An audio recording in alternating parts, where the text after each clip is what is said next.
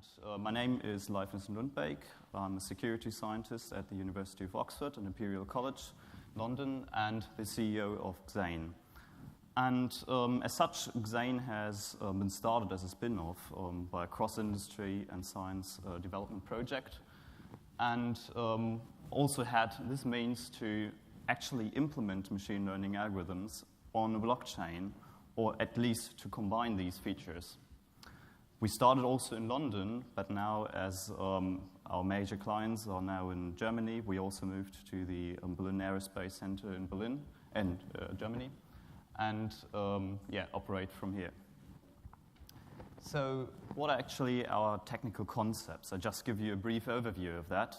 So between our 3 years cross-industry and science development project, we developed the first simulator to actually optimize for security, availability, and thus also resilience in a certain cost range in a corporation to actually set up a blockchain and to control your blockchain. And based on this, so this is just a part of actually the proof of concepts, we implemented 2 different products, one with a focus on industrial production, and actually to increase the quality through machine learning in the production, and the other in financial auditing. And all this is based, first of all, on the simulator, and the simulator integrates into a new alternative mining technology that is especially adapted towards such situations in production or financial auditing. So many of you probably know that there are existing many different mining algorithms, such as PBFT, or proof of stake, or proof of work. Proof of work is mostly used in open systems, such as Bitcoin or Ethereum. So we took some parts of proof of work, but actually wanted to implement it in an industrial setting. And this is not really easy to do, because usually a proof of work system lives from competition and from, as such, increasing energy cost, as you see in Bitcoin. And you need to somehow control these factors if you want to have proof of work. And proof of work, as we see later, also has certain advantages for actually achieving machine learning algorithms, or at least data analytics in such a sphere. And therefore, in some instances, it's not really wise to use PBFT or such schemes. So, yeah, and as such, what we call blockchain intelligence is really just a combination of machine learning and blockchain technology. And therefore, we focus on 3 different problems, really, that we have in industry and in industrial production. The first one is a very general problem that many of you probably know, and that's really that database administration has a single point of failure. And we already heard that this is quite a bad thing to have in certain situations. And also in industrial production, you have the situation that you have certain machines that deliver data, and you have redundant hardware, actually, to save this data, and you have redundant databases. But for all these databases, you need a central point of administration and monitoring. And this is extremely costly, and it can also fail in some situations. And therefore, generally, blockchain technology can solve such a problem, of course. And more specifically, we focus on this new mining situation where you set up specified servers that actually compete against each other, and they are run based on an optimization mining scheme.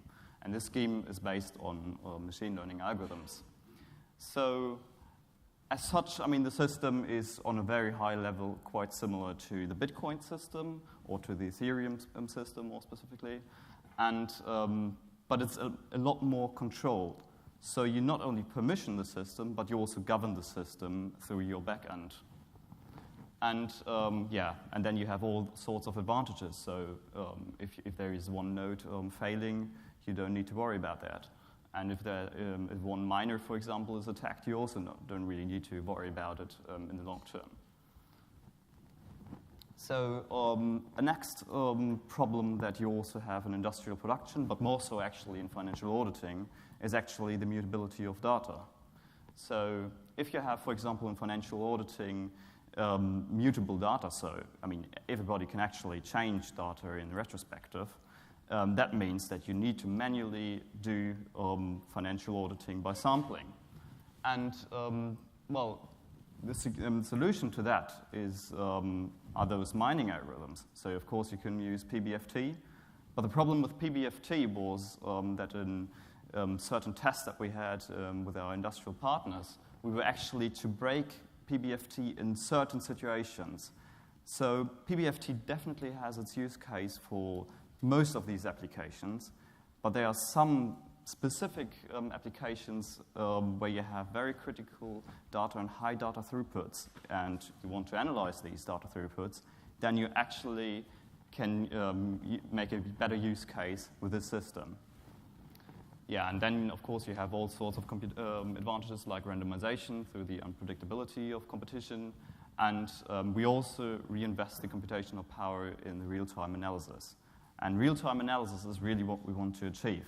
So not only near real-time analysis. Here again, because you have this mutability of data, you have a gap in manual in automation of auditing. So you actually have manual auditing by sampling, and you have a gap of real-time analysis. And this is really what we want to address, and not really want to only address real-time analysis, but also to achieve forecastings directly on machine level. So, I mean, here I wrote basically the automatic real-time data analysis is run on DApps, on so-called smart contracts. This does not really necessarily have to be the case. So, of course, you can also use oracles and talk to smart contracts, but actually to enable and check what you do in the system in a consensus, these smart contracts are very important to run on a machine level. And this is just a use case that we have currently in an industrial implementation. So, imagine you have a factory and you want to achieve quality measures in real time directly on the machine while you produce a certain part. So you have a virtual part and a real part. And what you want to do is not that you first send all the data to your database and then analyze the data in retrospective to say, okay, these parts are bad parts or may not function the way they should function, and especially in automotive industry that can have huge influences. What you actually want to do is that you compute the virtual product directly on machine level to decide whether this product should continue to be produced or should be removed and to continue with a new product. And therefore you save a lot of energy, time, and material. But also what you want to achieve is to actually compute forecastings of such a product on the machine level. And only, of course, this system is not really to replace the common database systems. Of course, they have they are very important, and you can write your data into databases very quickly, and this is very important, of course, and also for managing your data. But actually, the blockchain system has the advantages also Marta has already discussed, that you have actually the immutability of data, and that if one server actually fails, it has no influence on your system at all. And therefore, to combine this with data analytics, you can then save energy, time, and material. So this is just a few achievements that we had in this product and in this implementation. So actually, you gain the full control over your own blockchain, and this blockchain does not necessarily need to be non-open source. It can be open source, of course. You can use all sorts of technology and tools that is around. But of course, it's a private network, so it's not Ethereum or even Bitcoin, which is, of course, not really meaningful there. And then you have security by competition to ensure the consistency, and also to integrate the machine learning on a deeper level. And then you seamlessly also integrate your blockchain technology and your blockchain system with common databases.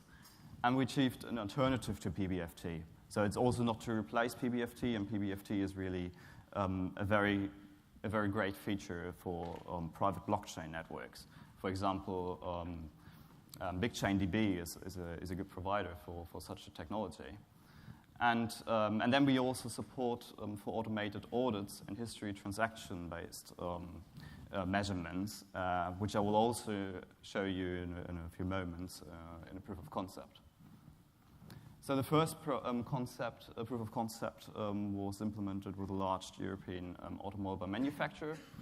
And the aim here was exactly as described. So you want to achieve directly on machine level a real-time quality analysis for your product and decide whether to continue to produce it or whether to stop to produce it. And what you do there is really this core real-time analysis based on our blockchain network. And you also integrate all sorts of nice features that blockchain, of course, offers, which is a high degree of security management.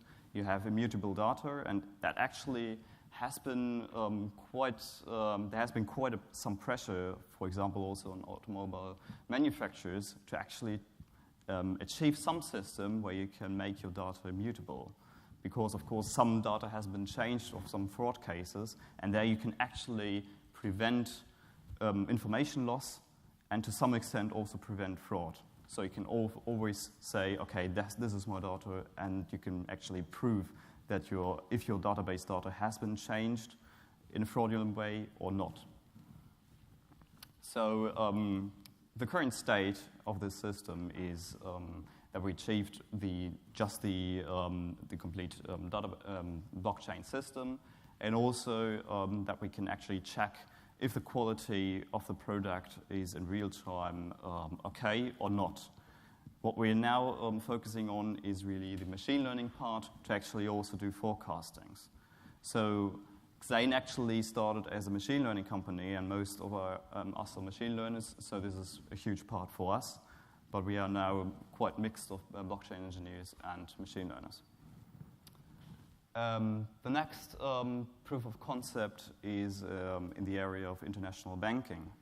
And there we had and have a huge European bank as a partner. And the aim actually for this system was to achieve a system that actually tracks and audits mortgage bundles. So mortgage bundles are basically bundles of huge amounts of different mortgages, and you want to track what is the risk level of each of these mortgages, and you want to compute the overall risk level of the mortgage. This is, of course, already done, but the problem hereby is that in those databases, you can always change risk levels, and you can always tweak these around.